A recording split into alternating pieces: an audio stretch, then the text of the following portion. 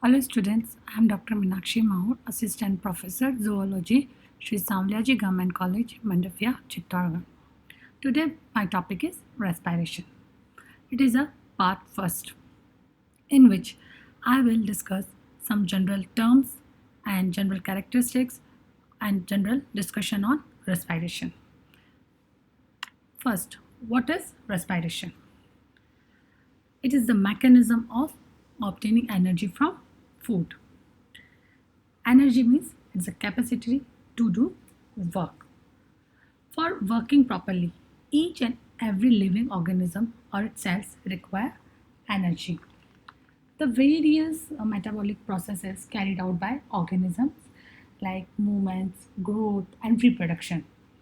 And these all metabolic process requires the expenditure of energy. And in animals, this energy can be obtained only from the food which they eat. The nutrients like carbohydrate, proteins, lipids, etc. contain the energy in their chemical bonds. So there is a need of respiration which ensure a continuous supply of energy and ensure the normal functioning and survival of living organisms. Respiration is a catabolic process in which food is oxidized to carbon dioxide and water with the release of energy. And therefore, respiration is exothermic process. In unicellular or lower grade multicellular organisms, the cells or cell, they are in direct contact of air. Hence, each cell can take up oxygen directly by diffusion through the plasma membrane. But in higher grade multicellular organism, every cell of the body is not in the direct contact of atmospheric oxygen. Hence, there is a need of a system, that is a respiratory system, which convey oxygen to each and every cell of the body. Respiration process involves two steps, that is external respiration and internal respiration. First, in external respiration includes breathing and gaseous transport. Internal respiration includes cellular respiration. External respiration, in the first phase of the respiration, external respiration occurs. It involves breathing, that is inspiration and expiration, and gaseous transport, that is oxygen and carbon dioxide in reverse direction through a liquid medium, which is a blood. External respiration is also known as ventilation. Then internal respiration. Internal respiration involves the actual oxidation of food by using oxygen, which is brought into the body by external respiration and production of energy. And there is an enzyme which mediated this catabolic process, and it occurs only inside a living cell. So, see, first of all, energy is inspired. Air is inspired. Then it goes into lungs. Then it goes to the heart, where oxygen makes blood oxygenated. Then oxygenated blood moves towards tissue, and then from tissues carbon dioxide is released. This carbon dioxide goes to heart. Then from heart, oxygen poor blood is which contains carbon dioxide moves towards the lungs, and in these lungs carbon dioxide is released, and then carbon dioxide is expired. So this is the external respiration, which involves breathing, and then internal respiration, which includes the oxidation of food. Then differences between external and internal respiration. So external respiration involves exchange of gases between atmosphere and the body cells, and it is a extracellular process or physical process. In this respiration, there is no need of enzymes, and in this process, no energy is produced, but it involves respiratory organs. Internal respiration, it involves actual oxidation of food to produce energy. Therefore, it is known as intracellular process or physiochemical process, which is also known as biochemical process. It is a enzyme mediated process. In internal respiration, energy is produced and it takes place in a single cell only. So, this is all about external and internal respiration. Now, aerobic and anaerobic respiration. See, here glucose. Glucose turns into pyruvic acid by glycolysis. Then glucose undergoes Krebs cycle. Pyruvic acid undergoes Krebs cycle. Then ETS and 36 ATP are formed. So this is a aerobic respiration. Then anaerobic respiration. In this process, glucose turns into pyruvic acid or pyruvate by glycolysis. Then it does not move into Krebs cycle or ETS and form directly ethanol and lactate. See, glucose, it is a substrate, then by glycolysis pyruvic acid is formed. So if the respiration is aerobic, means oxygen is used, then carbon dioxide, water and 38 ATPs are formed. But when pyruvic acid undergoes anaerobic respiration, means no use of oxygen, then ethanol plus carbon dioxide plus 2 ATPs are formed. So differences between aerobic and anaerobic respiration. Glycolysis is the first step which is common to both types of respiration. Either it may be aerobic or anaerobic. The respiration which takes place in the presence of oxygen is called aerobic respiration. But when food is oxidized, even in absence of oxygen, then it is called anaerobic respiration.